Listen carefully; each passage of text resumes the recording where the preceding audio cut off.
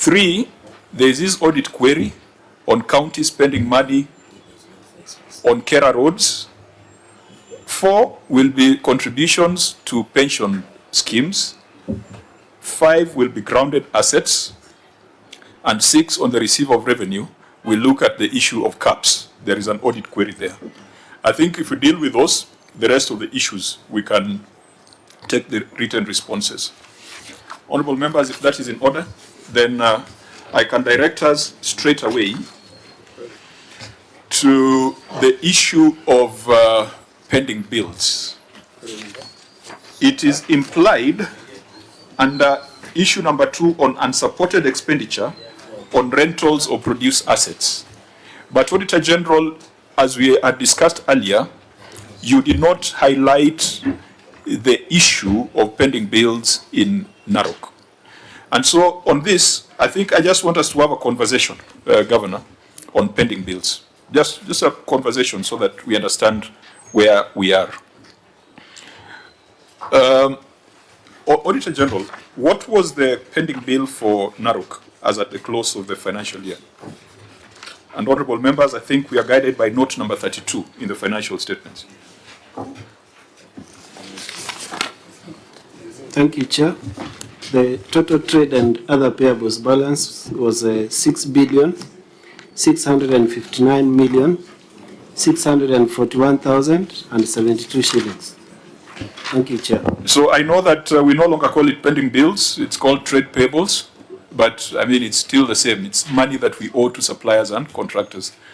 So, Governor, we were a bit alarmed to see that your trade payables or pending bills had increased from 773 million to 6.6 billion. Can your bookkeepers explain that, or are you able to explain that? That's almost 9 times growth. Why don't you read the query first?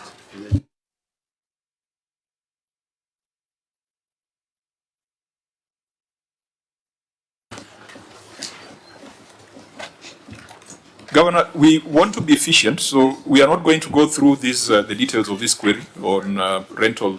I think it's important that when you're here, the people of Narok have an assurance that those who have done work will be paid, and they will be paid on a timely basis, and there will be no witch hunt that past bills are not being paid.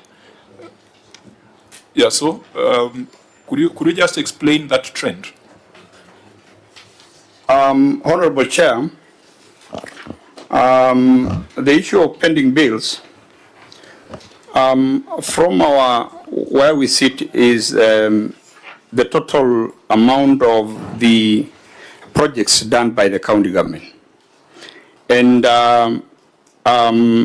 from where I sit, when I look at 6.6 from 773, these must be the total amount of money that we have spent for the projects that we have done in the entire, I think, 2 years, not 1 year, as indicated here.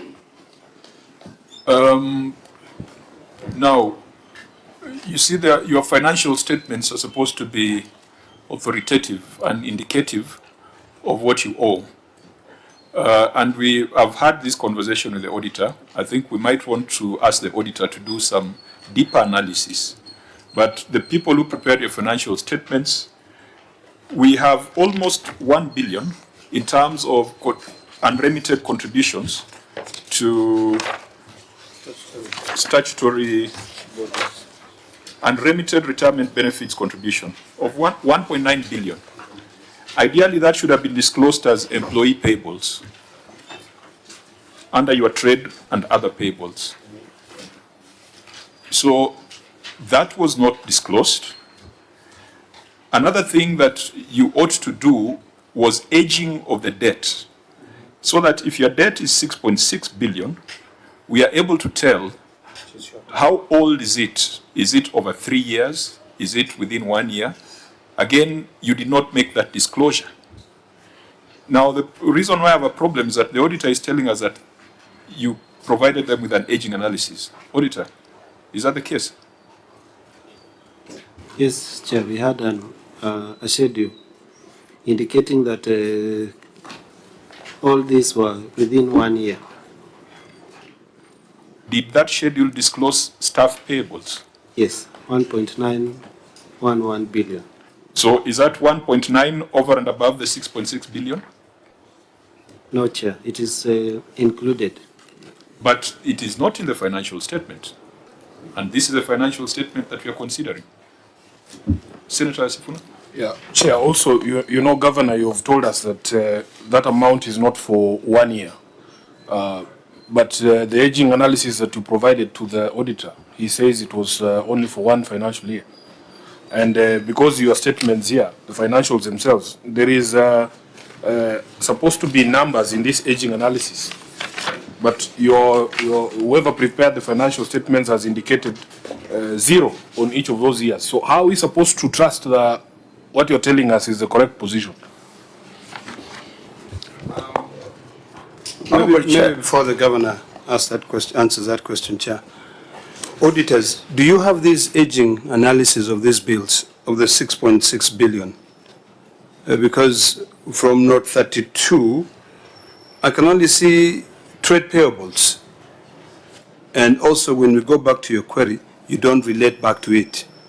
You just, if you could supply us, give us that breakdown of the 6.6. Do you have it with you? Because you said you have provided it was for 1 year. And you know you're the one who has caused yourself problems by saying you have it. Ideally, we should be demanding from the governor. Yes, Chair, we can provide. Senator Kajwang? It is interesting today the OAG is providing evidence. Anyway, that's a story for another day. In this 6.6 billion, Governor, there was 773 million. The OAG indicates, Governor, that this one was within 1 year. So this growth of 5.9 billion, this pending bill or trade payables or pending bills, what is it? Maybe you can give us a global view. What is it about? Were you able to start mega projects, or the issue of retentions and deposits? This growth, because we have never seen this, because I don't know how much Narok receives, but looking at 6.6 billion, that growth in 1 year of a pending bill is too huge to raise a lot of concern. So can you assure us that this 6.6 billion pending bill, one, what was it about? And secondly, can you provide evidence of budgetary allocation to ensure that the businessmen and women of Narok and other Kenyans who are supplying goods and services are paid in time and they can get value for money? Finally, Chair, on aging analysis, I don't know, some of us would really wish to see it. If you can allow the OAG, I know it's not acceptable to get the evidence as the hearing is ongoing, but you would request that if we can get that copy of aging analysis so that we can get the perspective. But Governor, maybe you can restate if it is this aging analysis, it is 1 year, then it is still within the financial statements that we are providing. Amount. Otherwise, I yield back to the chair. We had a conversation on this. We have told the Auditor General that they need to do a deeper analysis, and you listen to the comment by Senator Kajwang in passing that it's not the auditor to provide evidence, it is the county. The evidence we have before us is that your trade and other payables grew 9 times from 773 million to 6.6 billion. That is a matter that ought to have been investigated and ought to have been raised by the auditor. Since the auditor did not raise that, it is important for us to take a report to the House because for every county we have queried pending bills because that's where, you know, we are hurting suppliers, we are hurting businesses, businesses are shutting down if you're holding on to 6 billion of money that is supposed to be paid. So I think, Clerk, we might want to ask this county to specifically respond on one, how come your pending bills grew 9 times in 1 year? Number 2, provide us with a proper aging analysis. We don't have it. It's not the duty of the Auditor General to provide it. It is the duty of the county to provide it. Number 3, how come staff payables have not been disclosed in the schedule for trade and other payables? Number 4, your payment plan for the 6 billion. And that payment plan must be in line with what we are calling the Ledamo Lekina motion, because your senator brought a motion to the House giving guidance on how counties should settle pending bills, and will be asking for the extent to which you have complied with that resolution. And the last one will be the control of budget. We'll be asking the control of budgets whether you have done a payment plan. And if there's been no payment plan, we'll be advising the control of budget to freeze further requisitions unless you are able to settle the 6.6 billion. I think, members, if we can get answers on that, it can enable us to do a report to the House. If in addition to the governor, inclusive of the payment plan, provide us with the extract of budgetary allocation, what you have allocated, because this 6.6 billion, looking at you are receiving more than 17.4 billion. Of course, I have not included the revenue, the on-source revenue, raises an alarm. So, Chair, through the Chair, the governor can provide us with the budgetary extraction of how much, because there was a county chair who was paying 100 million per year. You can imagine if you have to pay 100 million per year against 6.6 billion, will take many years until you have retired. So, Governor, can you provide us with the extra budgetary allocation so that we can provide comfort to the people who supply goods and services? I yield back, Chair. So I hope our directions are clear, and this is not for the auditor to respond to. Auditor, you have to be extremely careful. This is a duty of the entity to provide the disclosure, which they did not do properly in the financial statements. Now, honorable members, let's tie that then to the substantive audit issue on unremitted retirement benefits contributions, because they are linked. So, Auditor General, can you read your finding, and then we consider the governor's response? Unremitted retirement benefits contribution of 1.9 billion. In the audit certificate is page 11. Thank you, Chair.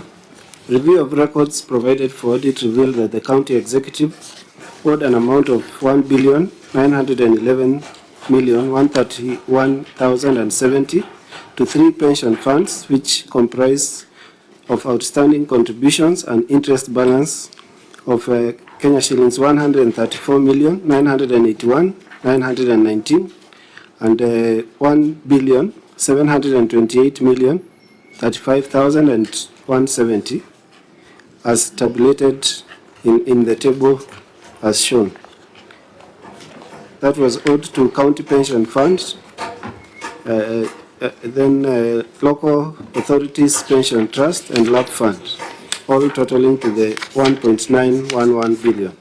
However, management has not made any effort to clear the outstanding amount, which continue to attract penalties. Further, continued non-remittance is a persistent material breach of the measures established under the Public Finance Management Act and the ability of pension funds to service retirement benefits, as and when such benefits fall due, the retiring employees may have been adversely affected. This was contrary to Regulation 22(2)A of the Public Finance Management County Government Regulations of 2015, which requires that in addition to the responsibility of accounting officers provided in the Act, an accounting officer designated under the Act or any other Act shall comply with any tax, levy, duty, pension commitments and audit commitments as may be provided by the legislation. In the circumstances, management was in breach of the law. Governor, you may respond. Thank you very much, Chair. The county government acknowledged the observation regarding the outstanding pension contribution and accrued interest owed to the 3 pension schemes, namely the County Pension Fund Scheme, Local Authority Pension Trust, and Local Authority Providence Fund, amounting to 1.9 million shilling. However, a total of 426 million was paid during the year under review. The delay in full remittance arose mainly due to the historical carry forward arrears inherited from the defunct local authorities, coupled with reverse revenue shortfalls during the previous financial period. Nevertheless, the county government has since prioritized settlement of the pension arrears as part of the fiscal obligation under Regulation 22(2)A of the Public Finance Management, County Government Regulation 2015, and the County Government Retirement Scheme Act 2019. To date, Chair, payment totaling 26 million have been made. 826, sorry. To date, payments totaling Kenya shilling 826 million have been made across the three schemes, which gives a balance of 1 billion, which the management has prioritized to settle in the subsequent financial years. The county treasury has also developed a structure, arrears clearance plan for the next 3 financial years, 2025, 2026, to the year 2027, 2028, detailing annual allocation earmarked to offset the remaining balances. In addition, Honorable Chair, the county has instituted an internal mechanism to ensure current pension deductions and employee contributions are remitted promptly on a monthly basis. These include integrating a payroll and pension remittance system, regular reconciliation with the pension administrators, and quarterly monitoring by the county internal audit unit. The county government reaffirmed its full commitment to ensuring compliance with pension regulations to comply, clearing all outstanding obligations within the agreed time frame to safeguard outstanding obligation within the agreed, to safeguard employees' retirement benefits and prevent further penalties. Lab fund statement supporting payment extract from lab fund, lab trust, and also CPF DC scheme are attached for verification. Appendix 12, when you look at the appendix, we have the lab fund statement and payment vouchers. Okay, Auditor General, you said you had interacted with those documents. What's your opinion?